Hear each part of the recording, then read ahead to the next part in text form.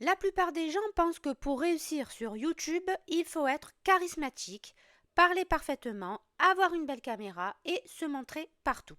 C'était vrai avant. Aujourd'hui, ce n'est plus la règle. Pendant que tout le monde se bat pour exister à l'écran, des créateurs construisent des chaînes entières sans jamais montrer leur visage. Ils génèrent des vues, des abonnés, des leads et parfois des revenus à 5 ou 6 chiffres. Leur vrai secret, ce n'est pas un hack, ni un algorithme magique, c'est juste un système marketing intelligent qui part évidemment avec une niche. De cette niche, nous allons créer un contenu. Ce contenu, nous allons le vendre de façon automatisée et donc, grâce à cette façon de faire, nous allons monétiser notre chaîne. Dans cette vidéo, on va décortiquer ce modèle de A à Z et surtout, je vais te montrer comment penser comme une architecte de chaîne, pas comme une simple créatrice de contenu. Pourquoi le modèle Faceless explose? Ce qui a changé, ce n'est pas YouTube. Ce qui a changé, c'est la manière de produire. Avant, créer une chaîne demandait une présence caméra, du matériel, du montage, souvent avec des logiciels assez coûteux, un petit peu d'aisance quand même, on va pas se mentir, et beaucoup de temps. Aujourd'hui, avec l'IA et les outils no-code, on peut écrire beaucoup plus vite, produire beaucoup plus vite, tester plus vite et surtout rester invisible. Et ça, c'est une révolution parce que le Faceless ouvre la porte à des personnes introverties, timides, des femmes qui veulent rester discrètes, des personnes qui ont un job à côté, ou simplement celles qui veulent que le message passe avant l'image. Et sur YouTube, l'algorithme ne juge pas ton visage, il juge ton taux de clic, ta rétention et l'intérêt de ton contenu. En clair, la valeur de ce que tu vas créer comme contenu a repris le pouvoir. La révolution silencieuse des chaînes Faceless. Pourquoi ce modèle domine une partie de YouTube? Le Faceless n'est pas juste une astuce de créateur timide. C'est un modèle business, un business plan si vous préférez.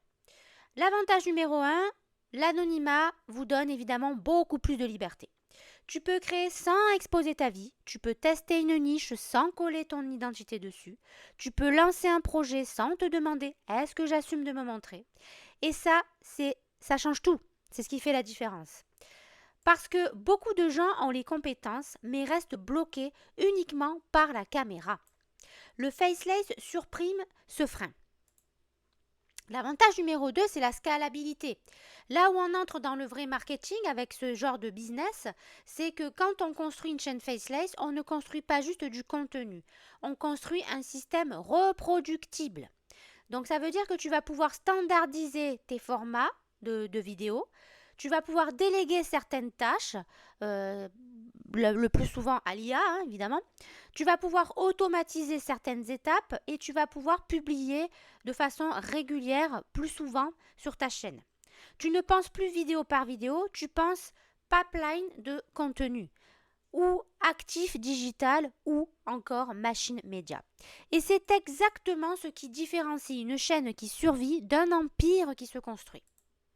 L'avantage numéro 3, l'audience veut du résultat, elle ne veut pas seulement un visage. Le spectateur d'aujourd'hui est saturé, il ne cherche pas forcément une personne, il cherche une réponse à un problème qu'il se pose dans sa vie, d'accord? Il cherche un gain de temps pour aller plus vite afin de résolver le problème qui se présente à lui. Il veut une explication claire, quelque chose de facile à comprendre, sans termes techniques. Il veut aussi une histoire bien racontée. C'est ce que l'on appelle le storytelling, d'accord? Si ton contenu répond à ça, tu peux performer sans jamais apparaître. L'architecture du succès. Quel est le vrai secret finalement? D'accord? Pour ces empires de chaînes Faceless. Ce ne sont pas qu'elles sont créatives au hasard, d'accord? Le plus gros piège, c'est de croire que ces chaînes réussissent uniquement grâce à l'intelligence artificielle. Et ce n'est pas la vérité. Elles réussissent parce qu'elles ont une niche stratégique. Tout part de là, de toute façon. C'est vraiment le point numéro 1 dans tout business que vous voulez entreprendre dans le marketing numérique, c'est d'avoir une niche stratégique. Un format évidemment répétable facilement. une logique marketing derrière. Donc, le premier point, choisir une niche rentable et produisible. Une bonne niche Faceless ne doit pas seulement faire des vues, elle doit cocher 3 cases.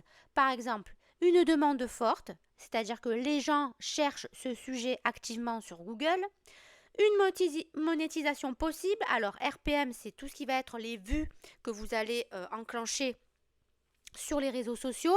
Donc on vous paye au bout d'un certain nombre de followers et un certain nombre de vues. On vous paye par rapport aux vues que vous allez faire sur votre chaîne, sur vos vidéos. Évidemment, on peut monétiser les choses par la vente de produits en affiliation ou éventuellement par la vente de produits physiques, d'accord? On peut évidemment aussi vendre nos propres produits, d'accord? Si on est créateur de produits. Ce qu'il faut voir aussi, c'est que cette niche doit cocher aussi une production simple. Si on peut créer régulièrement sans s'épuiser, on a la bonne niche. Ça rentre dans les 3 critères. Exemple de niche Faceless qui marche bien. Psychologie, comportement, finance, business, outils, résumé éducatif, faits divers, histoire, productivité, IA, relaxation, sommeil, storytelling visuel et il y en a encore bien d'autres, d'accord? Le vrai niveau au-dessus, c'est la micro-niche. C'est pas business, d'accord? Mais outils IA pour solopreneuses, là, on est dans la micro-niche. Pourquoi? Parce qu'on a ciblé quelque chose de particulier dans la sphère du business. Et en plus de ça, on a ciblé les femmes, d'accord? Qui se lancent dans l'entreprise seules afin de vivre d'un des métiers du marketing numérique, d'accord? Donc, c'est pas histoire, mais histoire vraie de manipulation psychologique, par exemple. C'est pas motivation qu'il faut retenir, mais routine 30 minutes pour femmes débordées. C'est ça qui permet de se positionner vite. Les formats qui gagnent et pourquoi. Les empires Faceless gagnent rarement avec des formats flous.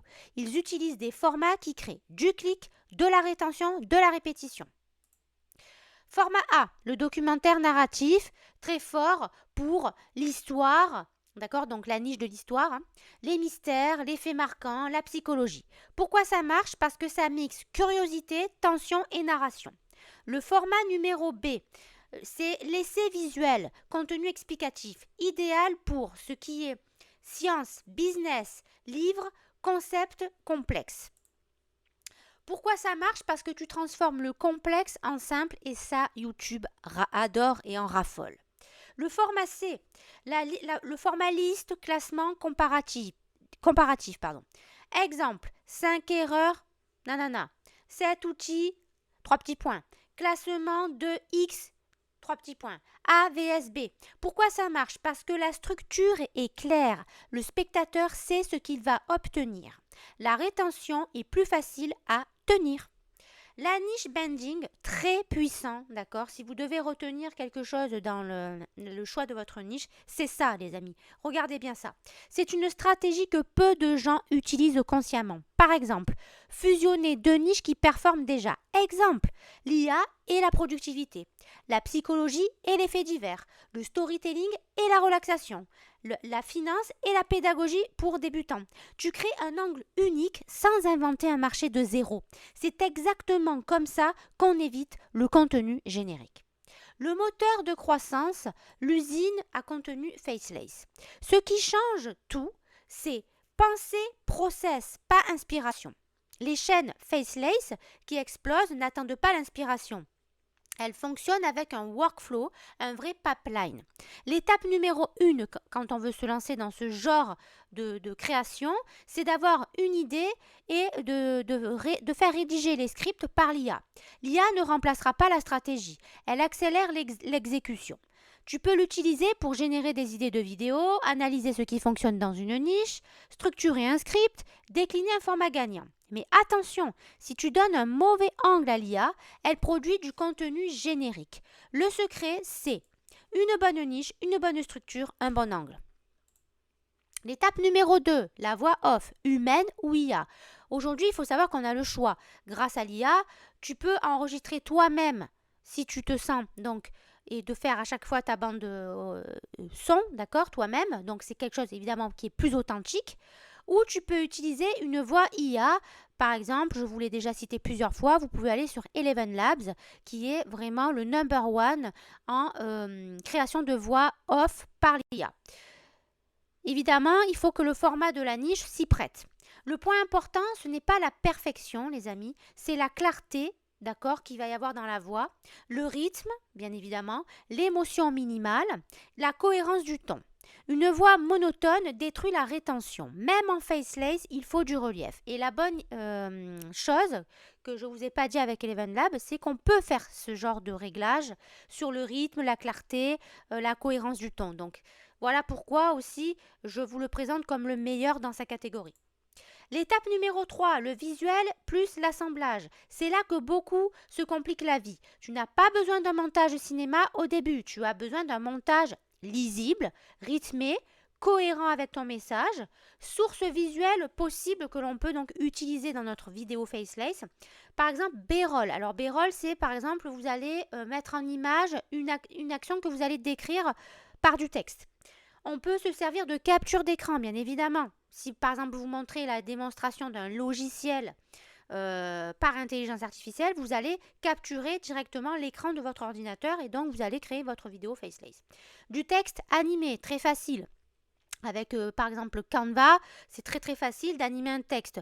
Une fois que vous avez mis votre texte, vous allez sur animer et vous choisissez l'animation qui vous plaît.